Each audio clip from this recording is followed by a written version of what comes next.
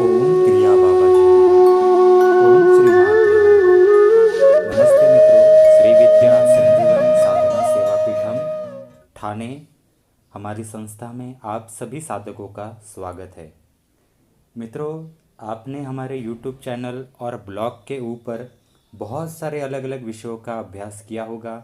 हमें भी बहुत सारे लोगों के फ़ोन आते हैं, मैसेज आते हैं, ईमेल्स आते हैं और बहुत अलग प्रकार की इन्फॉर्मेशन हमने यूट्यूब के चैनल के ऊपर और ब्लॉग के ऊपर देने की कोशिश की है कि ये जो इन्फॉर्मेशन है वो आपको बाकी जगहों पे इतनी नहीं मिलती, क्योंकि स्पिरिचुअलिटी जो है, आध्यात्मिकता जो है वो प्योर होनी चाहिए।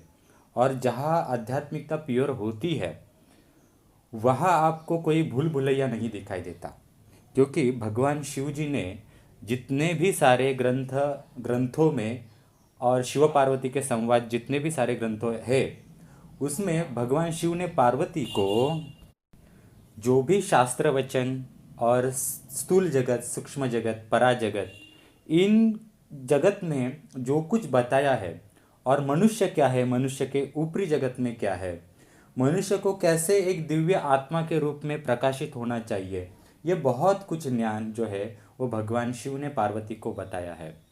भगवान शिव ने जैसे पार्वती को बताया है वैसे ही भगवान शिव भैरव में परावर्तित हो गए और पार्वती भैरवी में परावर्तित हो गई और भैरव ने भैरवी को कहा। इस प्रकार से बहुत सारे ग्रंथ भगवान शिव जी के मुख से निकले हुए हैं। मित्रों, इनका अभ्यास करना अत्यंत आवश्यक है। आज का जो विषय हम ले रहे हैं, बहुत कुछ लोगों ने हमसे पूछा कि गुरुजी, ये जो हम मेडिटेशन करते हैं, कहीं कहीं हम शिविरों में मेडिटेशन के लिए जाते हैं, तब लोग एक कमर से गोल गोल घूमते हैं, उनको क्रियाएं होने लगती है, चिल्लाते हैं लोग। तो ये प्रकार क्या है? लोग मेंढक की तरह कूदते हैं, वो ये प्रकार क्या है? हमने कुछ शिविरों में देखा है कि कोई आता है और थर्ड आई आज्ञा चक्र के ऊपर अंगूठा लगाता है या बीच वाली उंगली लगाता है, और जिसने आज तक कोई मेडिटेशन किया नहीं है वो 1 या 2 मिनट में ही ऐसे वशीभूत हो जाता है कि वो कूदने लगता है कि उसको 2-3 लोग भी रोक नहीं सकते। इतनी क्या एनर्जी का फोर्स आता है गुरुजी? तो ये आप हमें थोड़ा साइंटिफिकली बताइए। तो हमने सोचा इसके विषय में आपको एक छोटा सा सत्संग प्रस्तुत करूं कि ये विषय क्या है। अगर ये विषय आज मैंने आपको ठीक से नहीं बताया तो बहुत सारे लोग जो मेडिटेशन, ये विषय उनके लिए है कि जो ध्यान अवस्था अथवा मेडिटेशन जो है वो सेल्फ रियलाइजेशन के लिए, आध्यात्मिकता के लिए, अथवा आत्मा अवस्था क्या है, स्पिरिचुअलिटी क्या है, अथवा कुंडलिनी को समझना चाहते हैं, अपने आप को समझना चाहते हैं, या उस शिव को, पराशिव को, शक्ति को समझना चाहते हैं, वो उन लोगों के लिए है। जो जिन लोगों को स्ट्रेस है, जिन लोगों को मानसिक एकाग्रता चाहिए, एक एक प्रकार से शांतता चाहिए, और जिनका उद्देश्य इसको आगे आध्यात्मिकता की ओर बढ़ाना नहीं है, उनके लिए आज का सत्संग बिल्कुल नहीं है। ये बात ध्यान रखिए। तो जब हम ध्यानीय अवस्था में अथवा कहीं पे शिविरों में जाते हैं, तो शिविरों में जाने के बाद वहाँ पे हमें एक बहुत बड़ा ग्रुप दिखाई देता है। 500 लोग होते, 1000 लोग होते, 100 लोग होते। कुछ कुछ शिविरों में इतना बड़ा पंडाल लगा हुआ रहता है कि 2-2, 3-3 हज़ार लोग भी होते हैं। इसमें होता क्या है मित्रों कि इसकी एक, अगर आप यूट्यूब के ऊपर जाएंगे तो साइकेट्रिस्ट लोग जो होते हैं, यानी जैसे एमडी साइकेट्रिस्ट होते हैं या फिर जो एमबीबीएस साइकेट्रिस्ट होते हैं, इनको एक ना साइकेट्रिक्स में हेलुसिनेशन और सम्मोहन, मानस शास्त्र और मन का अभ्यास के विषय में बहुत अच्छी पढ़ाई उनमें होती है। इसके ऊपर यूट्यूब के ऊपर बहुत अच्छे लेक्चर है, वो पढ़िए। आधा आधे सवाल जो है आध्यात्मिकता के ऊपर अथवा ध्यानीय अवस्था के ऊपर, वो वैसे ही उसी से ही आपको मिल जाएंगे। जब मित्रों एक एक सभागृह में बहुत सारे लोग इकट्ठा हो जाते हैं, बहुत सारे लोगों ने, उसमें से तो आधे लोग ऐसे होते हैं जिन्होंने कभी मेडिटेशन किया नहीं होता है, उसमें से आधे लोगों में से कुछ लोग ऐसे होते हैं जिन्होंने रेकी, हीलिंग, ऐसे अलग अलग प्रकार किए होते हैं। उस आधे में से आधे लोग ऐसे होते हैं कि जिन्होंने अलग अलग प्रकार के मेडिटेशन सीखे होते हैं, उसमें से हीलिंग सीखी होती है, एंजल थेरेपी सीखी होती है, रेकी सीखी होती है, या अलग अलग प्रकार सीखे हुए होते हैं। कुछ होते हैं जो एक नॉर्मल एक योगा का मेडिटेशन वगैरह करते हैं, कुछ किताबें पढ़े हुए रहते हैं। ऐसा सम्मिश्रण लोगों का होता है ऐसे सभागृह में। अब होता क्या है, अगर पकड़ लीजिए एक दिन का शिविर या 2 दिन का शिविर है, पहले तो भजन कीर्तन लगाए जाते हैं। तो इन भजन कीर्तनों से हमें ऐसा फील होता है कि हम हमारे जो कॉन्शियस माइंड है, जिसे सचेतन मन कहते हैं, अथवा किसी शिविर में भजन कीर्तन नहीं है तो कोई सामने हमें लेक्चरर होता है, वो हमें इस मेडिटेशन से ये होगा, उस मेडिटेशन से ये होगा, कुंडलिनी ऐसी होती है, उससे ये होगा, ये सारी क्रियाएं बोलता है। उसमें बैकग्राउंड में म्यूजिक लगता है। जब बैकग्राउंड में म्यूजिक लगता है अथवा भजन लगते हैं तो उसमें क्या होता है, हमारा सचेतन मन जो होता है उनकी आवाज़ में, उनके म्यूज़िक में अंदर तक खो जाता है। और हमारे कभी कभी उन भजनों से, कभी कभी उन आवाज़ों से हम इतने अंदर तक खो जाते हैं कि हमारे शरीर के ऊपर रोंगटे खड़े हो जाते हैं, यानी बाल खड़े हो जाते हैं, रोंगटे खड़े हो जाते हैं, इतने अंदर तक घुस जाते हैं हम। जैसे कि कल्पना कीजिए, अगर आपके घर में अचानक से मुकेश अंबानी आ गए, अमिताभ बच्चन आ गए, नरेंद्र मोदी जी आ गए आपके घर में, तो आपकी एक प्रकार से रिएक्शन क्या होगी, वही भाव वहाँ पे प्रकट होता है। अगर कोई आध्यात्मिक व्यक्ति है तो उसके सामने अचानक से देवी प्रकट हो गई, श्री कृष्ण जी प्रकट हो गए, शिव जी प्रकट हो गए, तो उसके शरीर में कैसे रोंगटे खड़े हो जाएंगे, वैसे ही रोंगटे इन आवाज़ों से खड़े हो जाते हैं। ये हेलुसिनेशन की एक बेसिक क्रिया है कि जिस उस वश में हम एक प्रकार से हो जाते हैं। पास्ट लाइफ रिग्रेशन भी इसी प्रकार से होता है, क्योंकि जब तक आप सबकॉन्शियस में नहीं जाएंगे तब तक आपको ये सारी अनुभूतियाँ होगी ही नहीं। तो किसी भी शिविर में कोई भी साधना शुरू करने से पहले अथवा योग क्रिया शुरू करने से पहले ये तो करते ही है, जिससे कि आप भाव जगत क्रिएट कर सको। अब मित्रों, जब मेडिटेशन का समय आता है, मेडिटेशन का जब समय आता है तब हम मेडिटेशन में बैठते हैं, यानी वहाँ के लोग जो होते हैं, जो सभागृह में है, वो मेडिटेशन में बैठते हैं।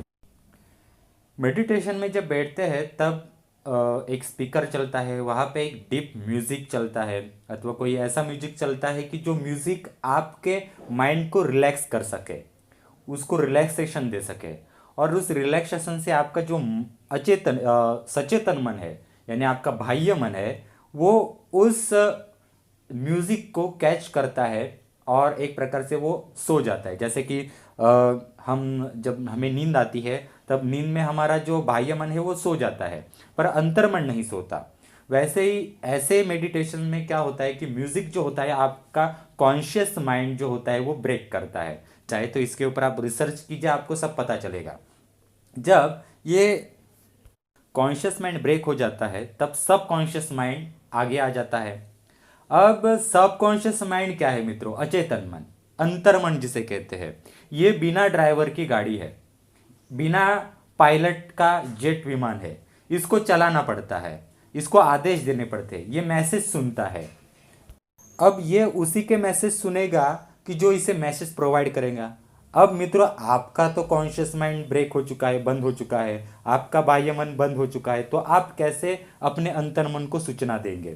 तो ये सूचना देने के लिए सामने जो हमारा ये आपका जो योग साधना जो करवा रहा है, वही जो एक कोऑर्डिनेटर होता है, वही आपको माइक से एक प्रकार से आदेश देता है कि आप अपना सब कॉन्शियस में आप अपने ये फील कर लीजिए, वो फील कर लीजिए, आप शिव है, आप शक्ति है, आप कुंडलिनी है।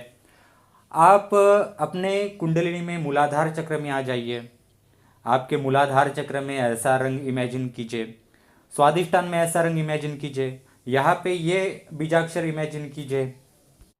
कभी कभी श्री यंत्र की बहुत सारे लोग कल्पना करते हैं, तो मूलाधार चक्र में या पैरों में भूपुर की कल्पना कीजिए, अथवा स्वादिष्टान में एक प्रकार से षोडश दल या अष्टदल की कल्पना करते हैं, जैसे जैसे परंपरा है उसके अनुसार। तो ये कल्पना होती है।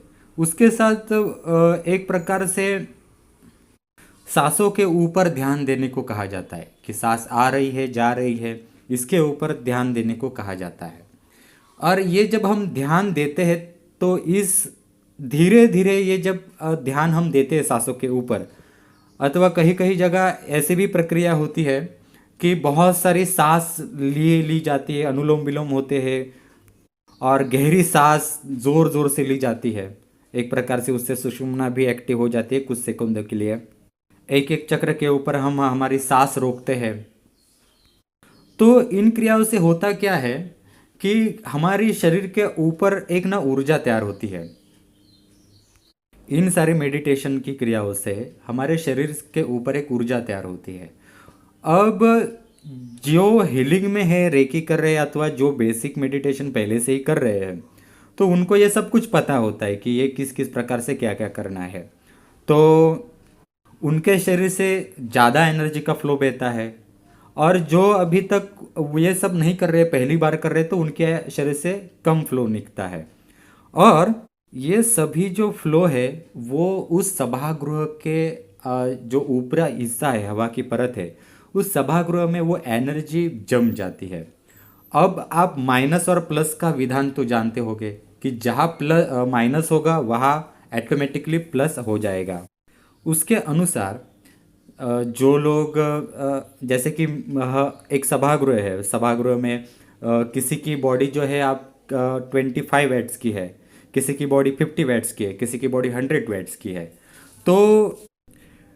तो मेडिटेशन में आवश्यक होता है कि बॉडी को जगाने के लिए, यानी हमारी जो कुंडलिनी होती है, स्पाइनल कॉर्ड होता है, वो उसको थोड़ा सा एक्टिव करने के लिए और ऊर्जा की ज़रूरत होती है।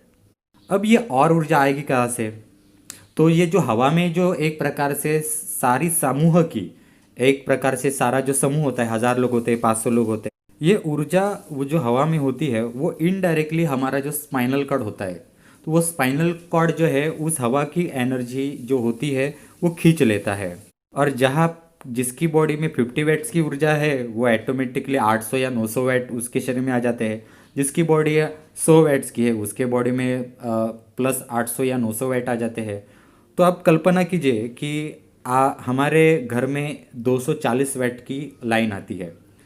अगर आपने 5 वैट को या 10 वैट की तार को, इलेक्ट्रिक को आपने हाथ लगाया है, तो आपको वो ऊर्जा जो है, विद्युत ऊर्जा जो है, वो आपको फेंकेंगे नहीं। अगर आपने 40 या 50 वैट को हाथ लगाया तो आपको एक जैसे चींटी होती है वो कैसे एक प्रकार से ये करती है, उसके अनुसार आपको थोड़ा सा एक नॉर्मल दर्द होगा। अगर आपने 240 वैट को हाथ लगाया तो आप कहीं और फेंके जाएंगे, यानी वो ऊर्जा आपको सहन ही नहीं होगी, क्योंकि आपके बॉडी की वो ऊर्जा सहन करने की कैपेसिटी नहीं है। तो सोचिए 1000 वैट ऊर्जा जो है वो आपके शरीर में चली गई तो आपके साथ क्या होगा। सेम वही होता है हाँ ये मेडिटेशन में, जो समूह से एक प्रकार से ऊर्जा हवा में हो जाती है, वो वहाँ के लोगों के स्पाइनल कॉर्ड जो होता है वो स्पाइनल कॉर्ड आकर्षित कर लेता है। और जिसका 50 वैट्स है उसके शरीर में और एनर्जी बढ़ जाती है, जिसका 100 वैट है उसके शरीर में 700-800 वैट बढ़ जाते हैं। तो ये शरीर ये झेल नहीं सकता। तो ये ऊर्जा जो है वो स्पाइनल कॉर्ड जो है, वो स्पाइनल कॉर्ड एक प्रकार से सूक्ष्म शरीर कह लीजिए, ये सूक्ष्म शरीर ये ऊर्जा जो है वो स्थूल शरीर से बाहर फेंक देता है। तो उसके कारण क्या होता है कि लोग जो होते हैं ये ऊर्जा ना झेलने के कारण कमर से गोल गोल घूमते हैं। किनकी जो हेड जो है, एक नेक का हिस्सा है, वो गोल गोल घूमता है। कुछ जो होते हैं वो मेंढक की तरह कूदते हैं। कुछ लोगों को बहुत सारा हवा में तैरने जैसा अनुभव आता है। कुछ लोग जो होते हैं, बहुत लोग जो होते हैं वो ज़ोर ज़ोर से चिल्लाते हैं।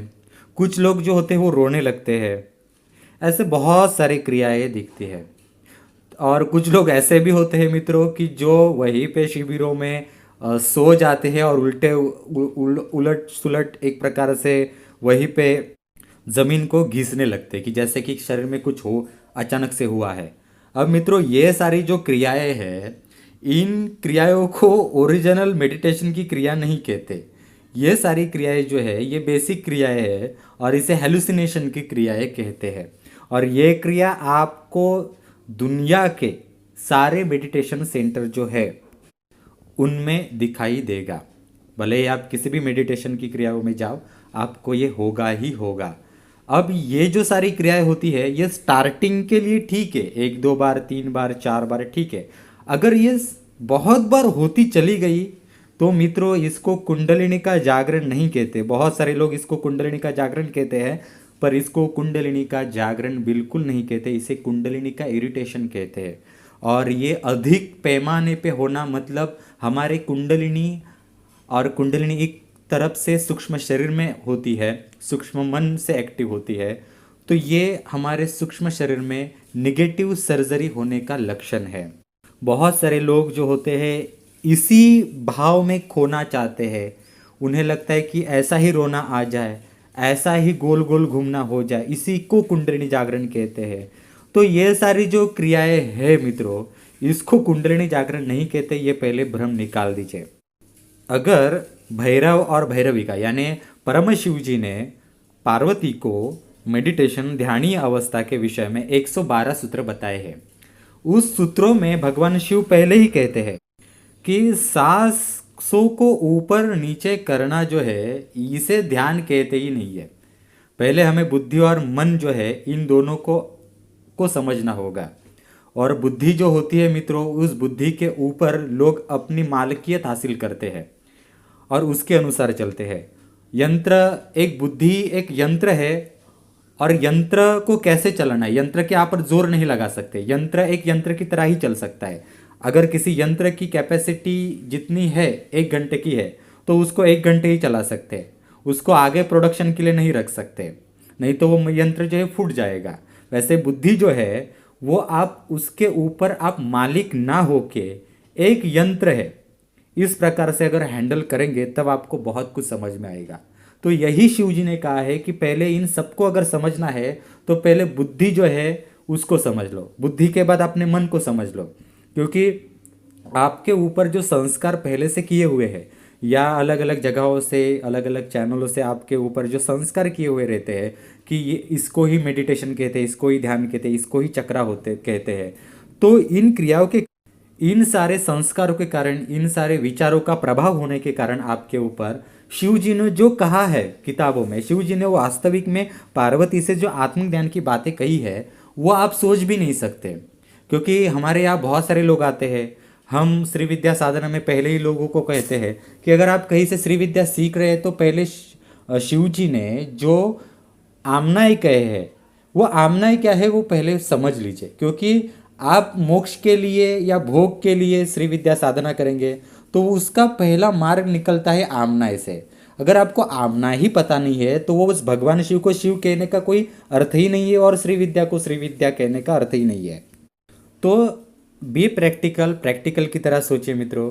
तो कहने का तात्पर्य यही था कि ये जो क्रियाएं होती है ये एक्चुअली ओरिजिनल क्रिया नहीं है। ये अगर ज़्यादा बढ़ा तो आप धीरे धीरे एक ऐसे माहौल में चले जाएंगे कि आपका वर्तमान जीवन से कोई रिश्ता नहीं रहेगा और सीधे बैकफुट यानी भूतकाल में ही आप